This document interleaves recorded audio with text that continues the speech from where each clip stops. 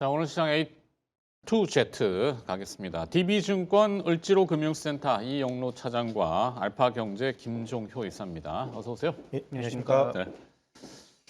네. 기업으로 가야 되는데 전쟁 얘기 또 안 여쭤볼 순 없죠. 짧게만 어떻게 파악하세요? 휴전 연장이라고 또 트럼프 대통령은 얘기했는데. 저는 계속 말씀드렸지만 지금 구간에서는 전쟁이 시장에 미치는 영향이 줄었다. 그게 핵심이다. 그래서 앞으로 어떻게 될지 아무도 모르고 앞으로도 모를 것 같은데 이제 중요한 건 여기서 다시 이제 미국이 이란을 공격한다든지 하는 시장이 선을 넘었다라고 하는 그런 수준으로 가지 않는 이상 전쟁과 관련된 이슈가 시장에 악영향을 아주 강하게 미칠 가능성은 많이 낮아졌다라고 봐야 될 것 같습니다. 네. 예, 저 같은 경우는 일단은 미국이 이란 선박에 대한 봉쇄도 진행을 하면서 이란도 일단 이제 발등에 불이 떨어졌거든요. 그래서 원유나 이런 부분들을 계속 뽑았던 거를 네. 수출을 하지 못하면은 그쪽에서도 정유 시설이라든지 이런 게 포화 상태가 되면 헤르그 섬의 정유 시설이 좀 꽉 차고 있다. 예, 그렇게 되면은 일단은 그쪽 자체적으로 폐쇄해야 되는 이런 상황까지 되기 때문에 2주 안에 어쨌든 어떤 유의미한 결과가 나오지 않을까, 그냥 제 나름대로의 생각입니다. 예. 네. 가장 최근 소식은 미국 백악관 내부에서도 이견이 분분하고 좀 극단적인 표현이지만 엉망진창이다 이렇게 얘기들을 하고 있고 틀린 말은 아니죠. 네. 트럼프 대통령이 지금 수면 시간이 자꾸 줄고 있다고 하는데 소셜에 올리는 게 막 새벽 우리 시간으로 낮 시간에도 막 올라가고 막 그쪽 새벽 시간에 혼자 다 하나? 시나? 어떻게 하려고 그러시나? 제가 걱정되는 거는 조금 극단적인 행동들을 자꾸 이랬다 저랬다 하니까 그게 이제 시장을 출렁거리게 만드는 변수가 되지는 않았으면 좋겠다는 생각인데 모르겠습니다. 자, 모르겠다고 우리 두 분 다 결론을 내리고 그럼 기업으로 가겠는데 심리적으로 시장이 좀 약간 극단적으로 찢어져는 나뉘어지는 그런 현상들이 많이 목격이 됐죠. 지수는 사상 최고치를 경신했고 사상 최고치 신고가를 경신하는 기업들이 부지기수로 많이 나왔다고 하는데 반대쪽에 서 있는 기업들이 분명히 있어요. 그러니까 대표적인 게 지금은 삼천당 제약인 것 같고 천당에서 지옥으로 이렇게 표현도 하시는데 왜 주식시장에 그런 얘기 하잖아요. 몇 층에 사람 있어요라고. 120층에 지금 사람이 있는데 40층에다 대고 넌 얘기를 한다? 왜 이럽니까? 도대체 오늘 또 떨어지네요. 일단 삼천당 제약 같은 경우 오늘 불성실 공시 지정되면서 벌점이 이미 예고됐고. 예, 이게 지난달 31일 날 예고를 했고 네. 오늘 지정이 된 겁니다. 오늘 지정이 돼가지고 벌점 5점인가요? 예, 벌점 5점 나온 거고. 몇 점이 되면 이게 관리로 돼? 15점이었나? 15점? 예, 예. 그 정도 되는 네. 거예요.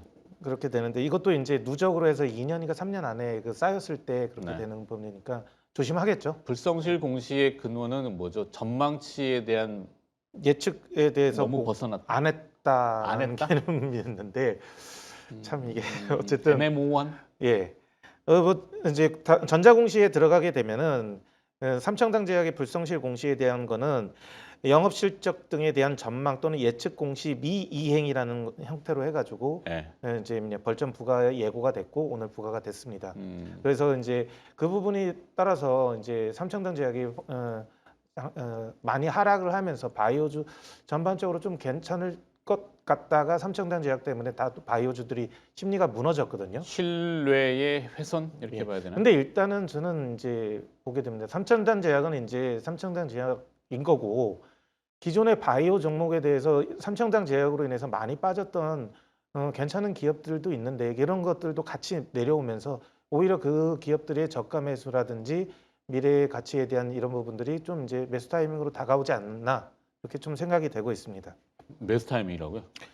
좀 기술이 확실한 기업들 같은 경우라든지 이런 기업 삼천당 대학에 대한 전략이 삼청당 제약은 이제 번외로? 번외로 삼청당 제약이 바이오의 심리를 깎아서 주가가 많이 내려왔지 않습니까? 그래서 오히려 기술력이 확실한 기업이라든지 그다음에 이제 빠르게 실적 개선될 수 있는 기업들을 이제 타겟으로 들어갈 수도 있는 타임이지 않을까 이렇게 생각되는 겁니다. 김종인 의사는 어떻게 보세요?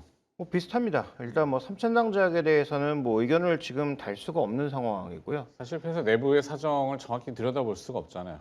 그것도 그렇고 결국에는 주가를 V자형으로 회복시킬 수 있느냐는 투자자들의 지금 가장 큰 궁금증이거든요.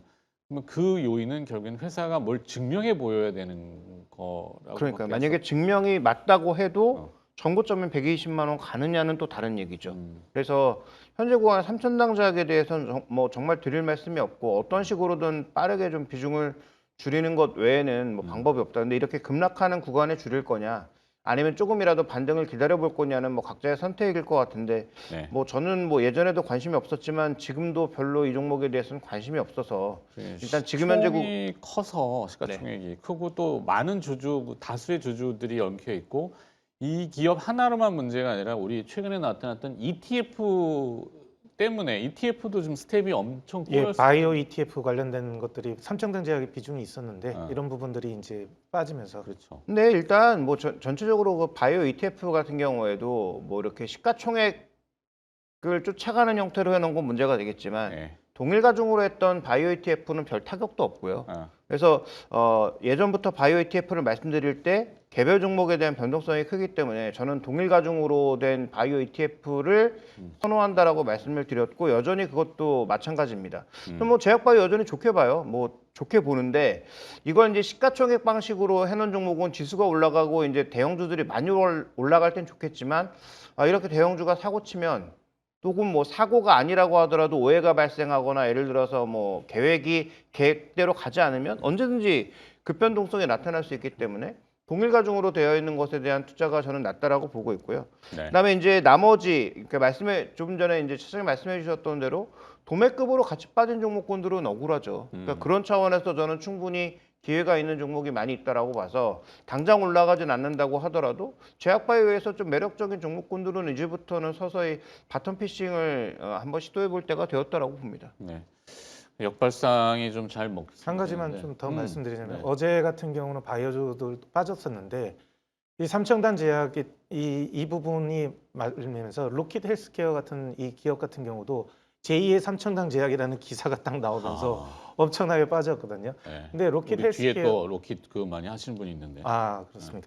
근데 로킷 헬스케어 같은 경우는 기술력이 상당히 뛰어난 회사고 전 세계에서 그거를 인정하고 얼마 전에 그 아랍에미리트 쪽에 와가지고 300억에 대한 MOU도 체결됐고 이게 어떻게 되면은 기술이 다른 바이오하고는 틀리게 이 회사 같은 경우는 3D 프린팅을 이용한 환부의 직접적인 그 피부 조직을 만들어서 이식시키고 그거를 갖다가 빨리 이제 이제 뭐냐 생책을 해서 완치가 아니라 환부를 빠르게 낫게 하는 이런 기술력을 갖고 있는데 다른 거하고 틀리게 이게 바이오 3D 프린터를 하나 팔고 그다음에 그거를 할 수 있는 수술 1회당 들어가는 바이오 kit이라는 게 있어요. 머티리얼이겠죠. 예, 이게 소재. 수술 한 명당 하나의 kit이 써야집니다.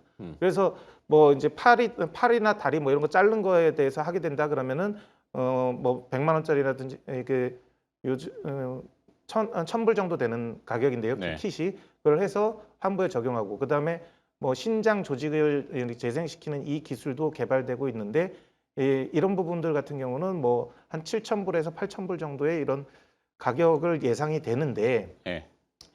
이런 것들이 이제 3D 프린터기에 하나 팔고 끝이 아니라 그 킷을 환자 한 명당 계속 나가요. 우리가 미용 시술하듯이 뭐 니들 쓰듯이 그런 것들로 하면서 안정적인 매출 구조를 갖고 가는 이런 기업들도 이게 왜 삼청당 제약이랑 제2의 삼청당 제약으로 분류가 되는지 좀 숫자는 나와요? 이제부터 나오기 시작할 겁니다. 이렇게 아직은 안 나오고 나올 거라는. 예, 계약을 맺고 있는 부분들이 이제 지난 분기부터 이제 나오고 있었거든요. 그런 부분들이 이제 실질적으로 나오게 되면은 빠르게 올 하반기부터는 어느 정도의 숫자가 나오지 않을까. 네, 이렇게 생각됩니다. 바이오 어려워요. 혹시 뭐 아시는 건 없죠?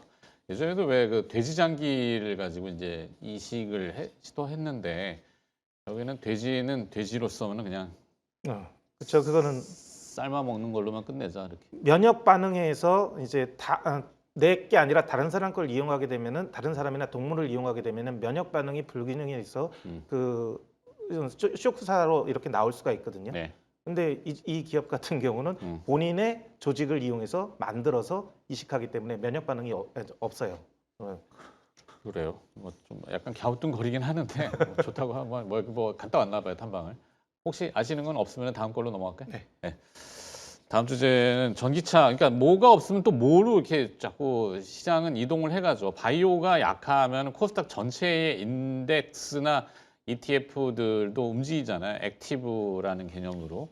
근데 이제 소부장, 뭐 반도체 장비 이쪽은 나름대로 부응을 좀 했는데 거기에 하나만으로는 부족하니까 바이오가 눌릴 때는 그러면 2차 전지다.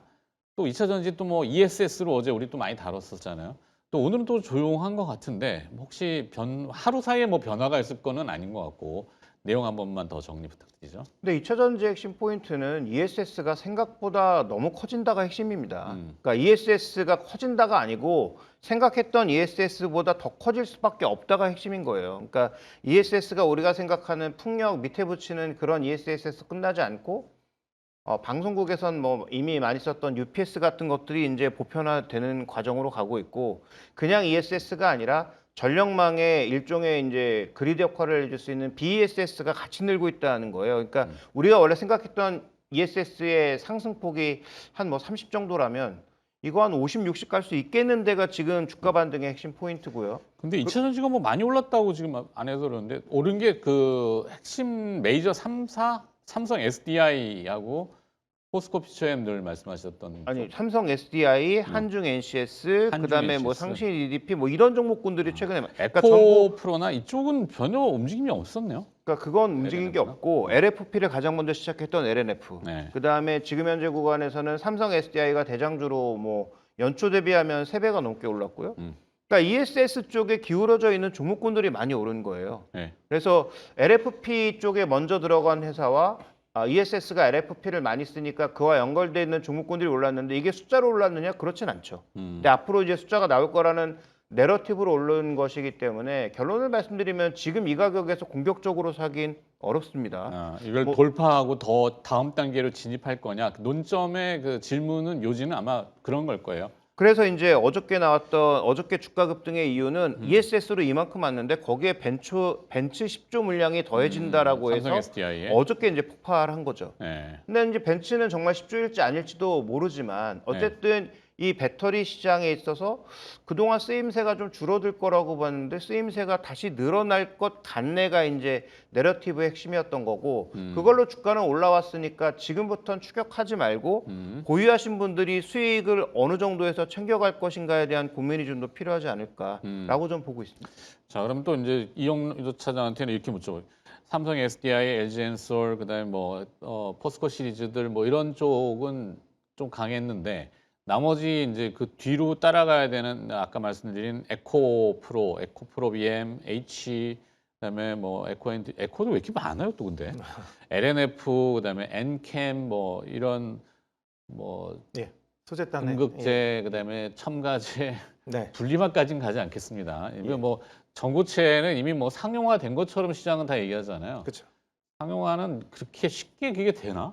일단은 시제품에 대한 거는 나왔고 공장도 제품은 이제 항상 예, 나오죠. 공장도 이제 거의 완공돼 가지고 이제 본격적으로 탑재가 되는 거는 내년 저는 아직도 갸우뚱해요. 이게 배터리 가보면은 그렇게 쉽지 않아. 예. 이게 일단은 어쨌든 전고체 배터리 같은 경우는 가격이 비싸기 때문에 고가의 프리미엄 라인에 들어가는 부분들이 존재를 할 거고 또 하나 이제 전고체 배터리의 핵심 중에 하나가 뭐냐면은 저장 용량이 크잖아요.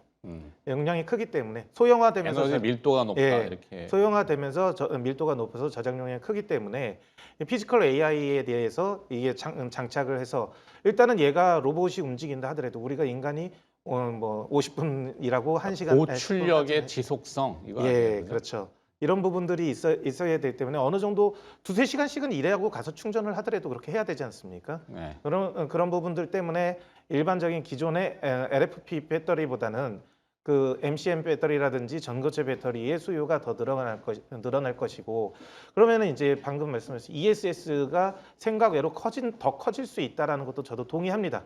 그리고 이런 MCM 이런 삼원계 배터리든 이런 것들이 다 늘어날 걸로 예상이 되고 전기차에 대한 유가의 고공행진이 얼마 안 떨어질 것 같아요. 이 상태로 계속 간다라면은 결국은 배터리차에 대한 전기차에 대한 수요나 이런 부분들도 늘어가게 되면은 2차 전지주의 성장세가 좋겠죠. 그러면은 이 부분들을 들어가는 기본적인 재료 가장 우리가 많이 했던 리튬 부분들에 대해서 가장 많이 전 세계에서 가장 그래도 많이 보유한 기업이 포스코 그룹이고 포스코 네. 홀딩스의 지분도 많이 있는데 좀 저는 포스코 홀딩스는 지금도 들어가도 되지 않을까 이렇게 좀 생각이 되는 거고요.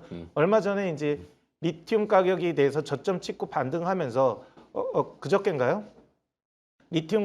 선물 시장에서 리튬 가격이 상한가를 올라가 버렸었어요. 그러면서 이제 같이 또 폭발적으로 움직였던 부분들이 네. 있는데 이런 부분들에 대한 수요가 좋기 때문에 저는 포스코 홀딩스도 괜찮다고 봅니다.